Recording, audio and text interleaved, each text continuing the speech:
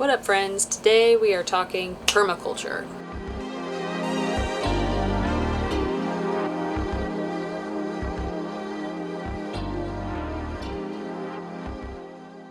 So one of our most popular videos actually has ended up being when we were starting the berms and swales for our permaculture-based orchard down at the bottom of the hill on our property. And that's been really exciting to see because honestly, when I posted that video, I thought like no one would be interested in that since most of the focus of what we've been posting for our content has been on building our house. So since there is an interest in permaculture and fruit trees, orchards, food forests, everything like that, I'm going to start sharing more information just about my journey because I am not formally trained in any way regarding agriculture, permaculture, gardening, farming, anything like that. So if you are looking for someone who is certified in some way, shape, or form in the field of permaculture, I am not that person. You can find plenty of people who are sharing resources about that. However, I am someone that is self-taught and I've been learning about this for the last couple of years and I'm finally able to start implementing it now that we're on our property. Today's subject is going to be resources to learn more about permaculture, especially when it comes to permaculture practices that are applicable to your area. So I originally started learning about permaculture when we were in Florida, you know, hot, humid, not a really heavy winter or cold season. And where I'm actually going to be practicing and planting and experimenting is in Colorado. And not just Colorado like Denver at 5,000 feet, Colorado, high desert at about 9,400 feet, 500 feet, depending on where you are on our property. So how I recommend getting started is the old-fashioned way. Go to the library. I know you can find a lot of information online, but there's just something about actually like holding a book in your hands and just decades of information as well. After reading through most of the permaculture books in the library, that's when I started to go online and see how people are actually doing permaculture now. So I'm going to share some resources that span from books, YouTube channels, Instagram accounts, because people are posting what they're doing, you know, every day or on a weekly basis on there, which is fantastic. And also some blog resources and internet sites that you can go and learn more about. So let's start with books. So I have my books here that I ended up purchasing towards the end of last year because I wanted to bring them on the road and just kind of make sure I'm always refreshing what I know. And the first one I'm going to share with you guys is the Forest Garden Greenhouse. So you're like, ooh, greenhouse, that sounds really cool. This is not your average greenhouse, folks. So Jerome Osentowski, and I apologize if I mispronounced your name, Jerome, is actually located, I think, in the southern, like Rockies part of Colorado, which is why I was really interested in his work. So not only does he have his own permaculture institute in Colorado, which I would love to visit someday, but he's actually shared how he is making these climate battery based greenhouses that allow him to grow tropical fruits at 7,000 feet in Colorado. Super cool. I don't know if I'll ever get on his level one day, but he has decades and decades of information of growing in the environment of Colorado. So if you are getting deeper into permaculture and learning how it will impact you and how it has principles that you can apply, the best thing I can recommend is, well, you could grow in a greenhouse, which is why Jerome's book is really helpful, but also find people that are talking about environments that you are going to be growing in. I was in Florida, but I checked out books from people who were growing at high altitude and in arid environments like Colorado. So Jerome's book is great. Highly recommend that. And I will put all the links to these resources in the description below as well. Second book, kind of on a similar vein, but we're not talking greenhouses this time, is Sepp Holzer's Permaculture. So this gentleman grew up in Austria and he grows above 5,000 feet on his property in Austria. He is dealing with a more humid environment from what he said, so that's not quite the same, but he goes really into the nitty-gritty of building swales, berms, microclimates, livestock in with your agriculture to create a full permaculture ecosystem. So I really like this book. You can see my bookmark is in it. There's a lot of things that I'm constantly rereading, and I just think it's a really, I mean, it says a practical guide, but it really is practical and it's not too long. So it's easy to go back and reread and parse out the sections that are most what you're interested in. So definitely recommend this one as well. And finally, Again, these are books that I decided to buy because they had so much information I just needed to reread over and over again. And this one is definitely one of them. So we have the Integrated Forest Gardening Guide. It's about polycultures and plant guilds.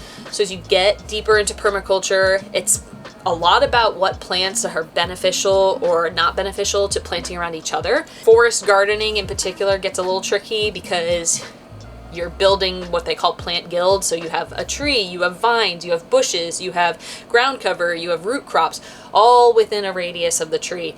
And I'm not going to get into this video too deeply into that, but just to give you an idea of what this book is talking about, you can see here actually on this image on the cover, there's a lot of very specific plant guilds that they describe. And this guide's great because it can pertain to multiple different types of environments, no matter what area of the world that you're growing in, except for maybe like Antarctica or something. It's huge, lots of information.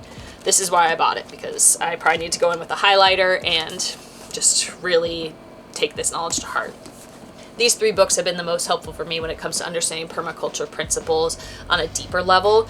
I also have regionally specific books when it comes to plants and things like that, especially medicinal plants. We're not going to get into that here, but I recommend looking into those kinds of resources as well. Again, as you kind of go down the rabbit hole and realize there's an endless universe of knowledge to discover here. The next resources I'm going to describe really quick are 2 YouTube channels that I found helpful. The first is Andrew Millison's channel on YouTube. You can find him at @Millison right here. And he does a great job of describing how all different parts of an ecosystem can work together to build a stronger permaculture system. One thing that I found really helpful with him is he has these guides. I believe he's a college professor. And he has this table where things move and like he can affect the elevation and show what happens in water and plants. And it's really great for visualizing instead of just hearing someone lecture about it. I'm kind of a visual learner, so it's helpful for me to see that. He's also been really great when talking about effects of water, elevation, swales and berms, wildfires, wind. For Brian and I, who are building our own house and we're starting from scratch, it's been really invaluable to have that information from even a larger view than just what we're going to be planting on the property. And the second is a channel called The Weedy Garden. This is a guy down in Australia who just started building and taking permaculture principles to heart as he was gardening during the pandemic. So he's definitely kind of a do-it-yourselfer, learning as he goes along. He's got really great information, especially if you're in more of a tropical or subtropical environment. Okay, let's talk blogs. So you can find a lot of blogs talking about gardening, agriculture, things like that. Permaculture gets a little trickier to find, but there's certainly no shortage of it. So I highly recommend getting out there onto the World Wide Web and seeing what you can find. But here's 2 that I've found to be helpful, especially as you're kind of getting started, just a little bit putting your toe in the deep end here. The first is the School of Permaculture. Obviously, you can go through them to get certified in permaculture design if that's something you wish. For me, I didn't have the time and I started to look into this more deeply as we were moving and now building, and it's just something I don't have as a priority right now. However, they also have a lot of information on their website, particularly when it comes to planting, designing, things like that. So I would still utilize them as a resource as you're learning more about specific guides and principles for planting. And the second guide I will recommend is a blog called 10th Acre Farm. I found them really helpful when it comes to the process for building berms and swales. I actually looked at their photos and guides a lot when I was designing ours, and it's something I hope to get better at. And also for fruit orchard planting. That first video that we did was actually several seasons too early from what I had originally thought. I have fruit tree saplings on order for May that we're going to plant, and that was what I thought was going to be the beginning of our orchard.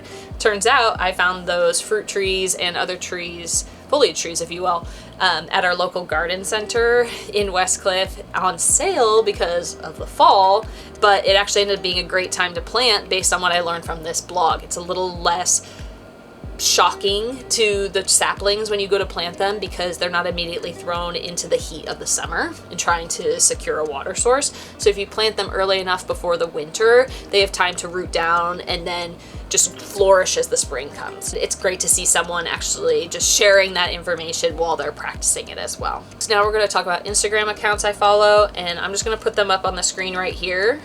But basically, You can find any number of permaculture, agriculture, whatever you're looking for. If you want to go into aquaponics, anything like that, you can find it on Instagram. I like these three, especially Root Homestead, because she shares a ton of information in several series, almost podcast style, about the principles of permaculture and how you can apply them where you're at. So that information is out there, folks, and it's really helpful, especially if you're on a social media website like Instagram or something like that, to have those little bits of information come in daily, because you're just more likely to engage with them and remember them over time than only reading one book, 6 months ago and forgetting about it. And finally, I'm going to put a couple of seed sources here on the screen. You might be like, whoa, I'm still learning about this. I don't know if I really am ready to plant seeds yet. First of all, we only learn by trying and experimenting, so I'm going to put them here anyway. But it also brings up a really great point about sourcing quality seeds. So a lot of people who have been doing this for a long time, they grow their own plants, flowers, vegetables, fruits, and they save the seeds and they plant their own seeds year after year, or they experiment and crossbreed. That's super cool. I'm not there yet. I'm right at the beginning, right? So I need to make sure I'm starting with highest quality saplings and seeds that I can as we get started. I'm really excited because Trees of Antiquity was a find from one of the Instagram accounts that I follow. They do a great job finding more heritage species, which means they're older, they're more likely to cope with extreme environments or changes in weather. That's great. I live in an extreme environment on top of a mountain. Also, Row 7 Seeds Company, they are brand new to me, hadn't heard too much about them, but they're experimenting with, again, older varieties and making things that actually taste better for cooking, as opposed to if you just go buy like a pack of tomato seeds from Home Depot or Lowe's. They're gonna taste better than something you probably got at the store, but we can do better. We can do more than this. And finally, Miss Penn's Mountain Seeds. I don't expect you guys to all buy your seeds from a seed or supplier in, West Cliff, Colorado. But I point this out because someone that I was following talked about the importance of finding seeds and plants that do well in your area. Okay, well, Colorado has so many different types of environments and biomes, right? How do I find something that's going to work at 8,000 plus elevation, super dry, very cold winters? Well, I found someone that does that within an hour of where I live, which is amazing. That means I'm far more likely to believe that those seeds are going to succeed than something I mass ordered online. And it's okay to try those too, but what I'm saying is find something that's hyper local as much as you possibly can, and you're getting a stronger foundation for the seeds that are going to do well there. So I found these. She has been in the area with her husband for decades. She knows what she's doing. I'm really excited to try these seeds this year. I'm probably going to order mine soon. And she even offers classes for people who are learning to grow at high altitudes in an arid environment. So again, that's something I hope to do. I may not have a permaculture design course or certification under my belt, but if we can learn from the experts around us, that's probably almost as invaluable. So there you have it. Those are the resources I'm going to share with you guys if you're just getting started. Again, always start with your library, and whenever I get interested in something new, I just go and check out about 20 bucks from the library, start from there, read all that, get that out of the way, and then dive in deeper to what I find most interesting. So for me, forest gardening, building plant guilds based around fruit trees, that kind of a thing, that's what's led me to these resources. Hopefully you'll find them helpful, and stay tuned for our next video where we'll be talking about what seeds I am buying as I prepare to head back to West Cliff this spring and start our first ever garden. So stay tuned for that. Bye!